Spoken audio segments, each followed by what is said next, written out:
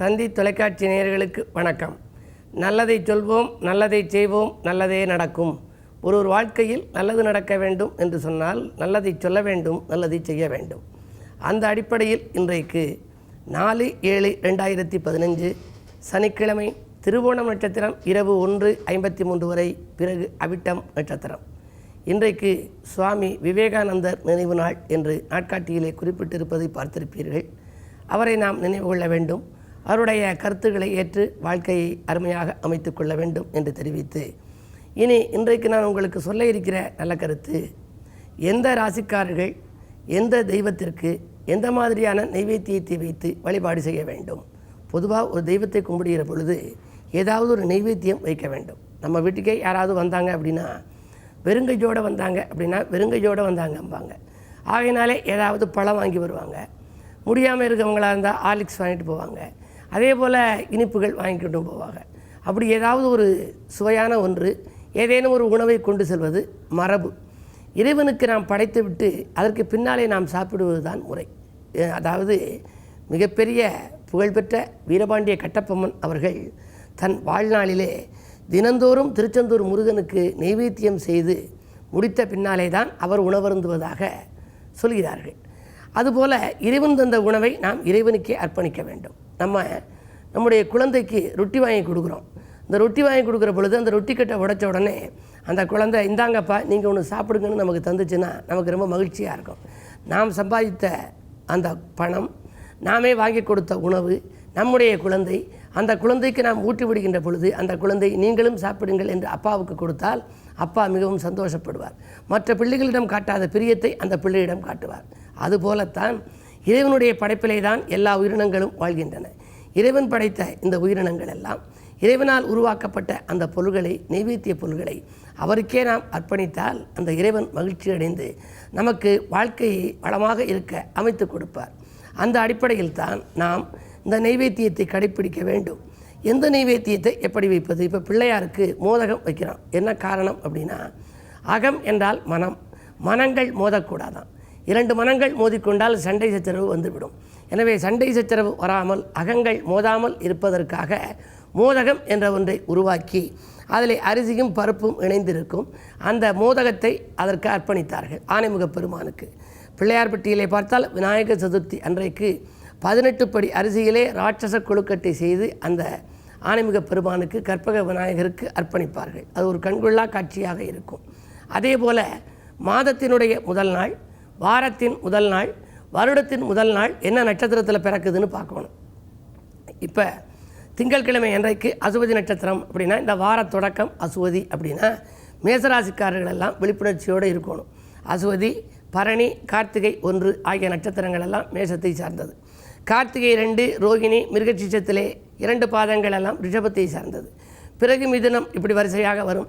விசாகம் 4ஆம் பாதம், அனுஷம், கேட்டை என்று சொன்னால் அவை விருச்சிகத்தை சார்ந்தது. அதே போல் ஒரு மாத பிறப்பு மூல நட்சத்திரத்திலே வந்தால் தனுசு ராசியை சார்ந்தது. மூலம், பூராடம், உத்திராடம் 1ஆம் பாதம் தனுசை சார்ந்தது. இப்படி நம்முடைய நட்சத்திரம் எந்த மாதத்திலாவது எந்த வாரத்திலாவது வருட தொடக்கத்திலாவது வந்தது என்று சொன்னால் அவர்கள் என்ன வகையான நைவேத்தியத்தை வைக்க வேண்டும் என்பதை கூட முன்னோர்கள் கண்டறிந்து வைத்திருக்கின்றார்கள்.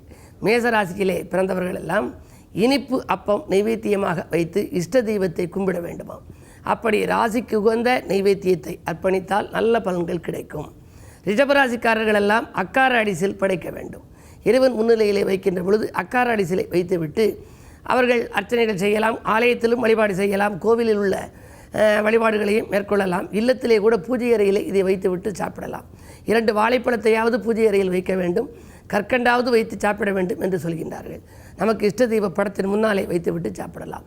செட்டிநாட்டு பகுதியிலே எல்லாம் முறுக்கு செய்தார்கள், தேன்குழல் செய்தார்கள், ஒரு புது பலகாரம் செய்தார்கள் என்றால் அதை பிள்ளையார் முன்னிலையிலே வைத்து பூஜை அறையிலே கும்பிட்டு விட்டு தான் அவர்கள் சாப்பிடுவார்கள். இறைவனுக்கு அர்ப்பணித்த பின்னால் சாப்பிட வேண்டும். கண்ணதாசன் சொல்லுவார், எந்த உணவை எடுத்துக்கொண்டாலும் கிருஷ்ணார்ப்பணம், கிருஷ்ணார்ப்பணம், கிருஷ்ணார்ப்பணம் என்று 3 முறை சொல்லிவிட்டு சாப்பிடுவது தான் நல்லது என்று சொல்லுவார். அந்த அடிப்படையில் ரிஷபராசிக்காரர்களுக்கெல்லாம் அக்கார அடிசல், அதே போல் மிதுனராசிக்காரர்களுக்கு சர்க்கரை பொங்கல், கடகராசிக்காரர்களுக்கு வெண்பொங்கல், சிம்மராசிக்காரர்களுக்கு அதிரசம், கன்னிராசிக்காரர்களெல்லாம் தயிர் சாதத்தை நைவேத்தியமாக வைக்கலாம். துலாம் ராசிக்காரர்கள் பஞ்சாமிர்தம் நைவேத்தியமாக படைக்க வேண்டும். விருச்சிக ராசிக்காரர்கள் கற்கண்டு சாதத்தை படைக்க வேண்டும். விருச்சிக ராசிக்காரர்கள் இப்போ முருகப்பெருமானுடைய ஆலயத்துக்கு செல்கிறார்கள். முருகப்பெருமானை வழிபாடு செய்கின்றார்கள். அப்படி வழிபாடு செய்கின்ற பொழுது அதற்கு என்ன உபயதாரர்கள் என்ன வைக்க வேண்டும் என்பார்கள். கற்கண்டு சாதத்தை செய்து கொடுத்தால் மிக அற்புதமான பலன் கிடைக்கும். அதே போல் தனுசு ராசிக்காரர்கள் பேரிச்சம்பளம் நைவேத்தியம் வைக்கலாம். மகர ராசிக்காரர்கள் எள் சாதம் வைக்க வேண்டும். கும்பராசிக்காரர்கள் புளியோதரை நைவேத்தியம் செய்வது நல்லது. மீனராசிக்காரர்கள் அவல் பொறி கடலை இவற்றை வைக்கலாம். பொதுவாக இப்படியெல்லாம் நைவேத்தியத்தை நாம் வைக்கின்ற பொழுது ஏதாவது ஒரு உணவுப் பொருளை அதற்கு அர்ப்பணிக்கின்ற பொழுது அதன் மூலமாக நமக்கு நல்ல பலன்கள் கிடைக்கிறது என்பதை முன்னோர்கள் கண்டறிந்தார்கள். எனவே தான் எந்த ராசிக்காரர்கள் எந்த நைவேத்தியத்தை செய்ய வேண்டும் என்ற ஒரு வரைமுறையை வகுத்து வைத்தார்கள். இவை நீங்களாக பொதுவாகவே சகல ஆலயங்களிலும் சர்க்கரை பொங்கல் போடுவார்கள். புளியோதரை நைவேத்தியம் இருக்கும். வைரவர் என்றால் வடைமாலை அணிவிப்பார்கள். இப்படியெல்லாம் நைவேத்தியங்களை வைப்பதன் மூலம் உங்களுடைய நினைவுகளெல்லாம் நடைபெறும் என்று சொல்லி இனி இன்றைய ராசி பலன்களை இப்பொழுது உங்களுக்கு வழங்கப் போகின்றேன். மேசராசிக்காரர்களே, பேச்சாற்றல் மிக்கவர்கள் பின்னணியாக இருந்து உங்கள் செயலுக்கு உறுதுணை புரிகின்ற நாள் இந்த நாள். பிடிவாத குணத்தை கொஞ்சம் மாற்றிக்கொள்வது நல்லது. உங்கள் ராசிநாதன் செவ்வாய் கொஞ்சம் வலிமை இழந்திருக்கிறார்.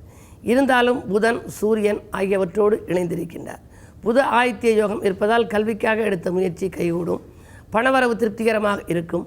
பிள்ளைகள் வழியில் கூட ஒரு நல்ல தகவல்கள் வந்து சேரலாம். பூர்வீக சொத்து தகராறுகள் அகலும். ரிஷபராசி நேயர்களே, வேலைப்பளு அதிகரிக்கும் நாள். வீட்டு தேவைகள் கடைசி நேரத்தில் தான் பூர்த்தியாகும். உங்கள் ராசிநாதன் சுக்கிரன் சுகஸ்தானத்திலே சஞ்சரிக்கின்றார். சுகங்களும் சந்தோஷங்களும் வந்து சேர வேண்டும் என்றாலும் கூட விரையாதிபதி செவ்வாய் 2இல் இருப்பதால் விரயங்கள் மேலோங்கும். பூமி விற்பனையால் ஒரு சிலருக்கு லாபம் கிடைக்கலாம். சகோதரர்களை அனுசரித்து செல்வதுதான் நல்லது. மிதுனராசி நேயர்களே, உங்களுக்கு சந்திராஷ்டமம். அஷ்டமத்து சந்திரனால் அதிக விரயம் ஏற்படுகின்ற நாள். அடுத்தவர்களை விமர்சிப்பதை தவிர்ப்பது நல்லது. மற்றவர்களை குற்றம் குறை கூறிக்கொண்டே இருந்தால் அதன் மூலமாக வாக்குவாதங்கள் எழலாம். பக்கத்தை விட்டார் மட்டுமல்ல, பக்கத்தில் இருப்பவர்களின் பகையையும் தேடிக்கொள்ளும் சூழலை உண்டு. ஆரோக்கிய தொல்லைகளும் ஏற்படலாம். குடும்பச்சுமை கூடுகிறது என்று கவலைப்படுவீர்கள். இந்த நாளை இனிய நாளாக அமைத்துக்கொள்ள சனிக்கிழமை என்பதால் ஆஞ்சநேயரை வழிபாடு செய்யுங்கள். அற்புதமான வாழ்க்கையை அமைத்துக் கொள்ளுங்கள். கடகராசி நேயர்களே, உங்களுக்கெல்லாம் வாய்ப்புகள் வாயில் கதவை தட்டும் நாள். வளர்ச்சி பாதையை நோக்கி நீங்கள் அடியெடுத்து வைக்கப் போகின்றீர்கள். விரயஸ்தானத்திலே 3 கிரகங்கள் வீற்றிருந்தாலும் கூட ராசிநாதன் சந்திரன் உங்கள் ராசிக்கு சப்தமஸ்தானத்திலே இருக்கிறார்.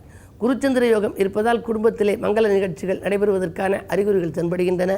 உத்தியோக உயர்வு ஊதிய உயர்வு போன்றவைகள் வருவதற்கான அறிகுறிகளும் தென்படுகின்றன. வாகன யோகம் உண்டு. பயணங்களால் பலன் கிடைக்கும். சிம்மராசி நேயர்களே, உங்களுக்கெல்லாம் சொல்லும் சொற்கள் வெல்லும் சொற்களாக மாறுகின்ற நாள். இன்று நினைத்ததை நினைத்த நேரத்தில் செய்து முடிப்பீர்கள். நிச்சயிக்கப்பட்ட காரியங்கள் நிச்சயமாக நடைபெற்றுவிடும். சுற்றத்தார் வருகையால் சுகம் காண்பீர்கள். குடும்பத்தில் மகிழ்ச்சி கூடும். தொழில் முன்னேற்றம் உண்டு. கன்னிராசி நேயர்களே, கொள்கை பிடிப்பை கொஞ்சம் தளர்த்தி கொள்ள வேண்டிய நாள். கூடுதல் கவனம் தொழிலிலே செலுத்துங்கள். 10ஆம் இடத்தில் இருக்கிற 3 கிரகங்களில் 2 கிரகங்கள் வலிமை இழந்திருக்கின்றன. 1 ராசிநாதன். எனவே ஆரோக்கிய தொல்லைகளும் ஏற்படலாம். அடுத்தவர்களால் ஏமாற்றங்களையும் சந்திக்க நேரிடும். விரயங்களை சீராக்க வேண்டும் என்று சொன்னால் விழிப்புணர்ச்சி உங்களுக்கு தேவை. துலாம் ராசி நேயர்களே, உங்களுக்கெல்லாம் அமைதி குறைவு ஏற்படுகின்ற நாள். அலைச்சலுக்கேற்ற ஆதாயம் கிடைக்குமா என்பது சந்தேகம்தான்.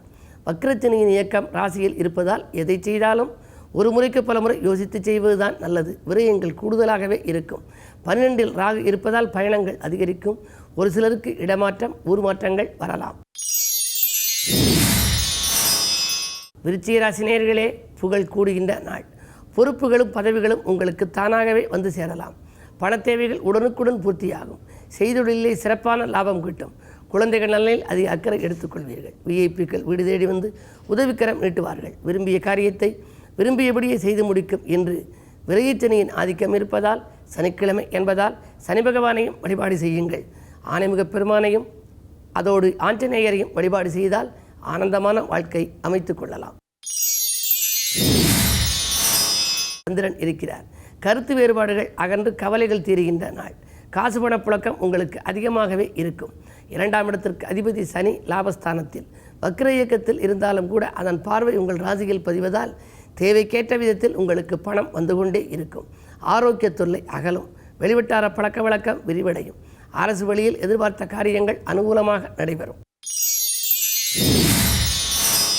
மகர ராசி நேயர்களே, உங்களுக்கெல்லாம் வரன்கள் வாயில் கதவை தட்டும் நாள். இல்லத்தில் உள்ளவர்களை அனுசரித்து செல்ல வேண்டும். இரக்க சிந்தனையால் சில ஏமாற்றங்களையும் ஒரு சிலர் சந்திக்கலாம். என்ன இருந்தாலும் இன்றைக்கு 3ஆம் இடத்தில் கேது இருப்பதால் சகோதர தொல்லை உண்டு. உடன்பிறப்புகளை கொஞ்சம் அனுசரித்து சென்றால் உங்களுக்கு ஆதாயம் கிடைக்கும். 6ஆம் இடத்திலே புதன் 6க்கு அதிபதி 6இல் இருக்கும் பொழுது உத்தியோகத்தில் முன்னேற்றம், மேலதிகாரிகளின் ஆதரவு, மற்ற நல்ல வாய்ப்புகள் எல்லாம் உங்களுக்கு கிடைக்கலாம். சனிக்கிழமை என்பதால் சனியை வழிபட்டு சந்தோஷத்தை வரவழைத்துக் கொள்ளுங்கள். கும்பராசி நேயர்களே, பணச்செலவுகள் அதிகரிக்கும் நாள். பக்கபலமாக இருப்பவர்களை நீங்களும் கொஞ்சம் அனுசரித்துக் கொள்ள வேண்டும். ராசிநாதன் சனி வக்ர இயக்கத்தில் இருக்கிறார். சுக்கிர பார்வை இருப்பதால் பெண்வெளி பிரச்சனைகள் அகலும். அஞ்சல் வழியில் கூட அனுகூலமான தகவல் வந்து சேரலாம். ஊர் மாற்றங்கள் ஒரு சிலருக்கு திடீரென வந்து சேரும் வாய்ப்பு உண்டு. மீனராசி நேயர்களே, அவசரமாக முடிவெடுப்பதை தவிர்க்க வேண்டிய நாள். அருகில் இருப்பவர்களால் தொல்லைகள் ஏற்படலாம். ஆன்மீக நாட்டம் அதிகரிக்கும். நூதன பொருட்களின் சேர்க்கை உண்டு. 4ஆம் இடத்திலே செவ்வாய் புதன் சூரியன் கூடியிருக்கிறது. கல்விக்காக எடுத்த முயற்சி, கடல் தாண்டும் முயற்சி அனைத்தும் வெற்றிக்குரிய விதத்தில் அமையப் போகின்றது. வீடு வாங்க வேண்டும் அல்லது விற்க வேண்டும் என்று நினைத்தவர்களுக்கு அதுவும் அனுகூலமாக இருக்கும்.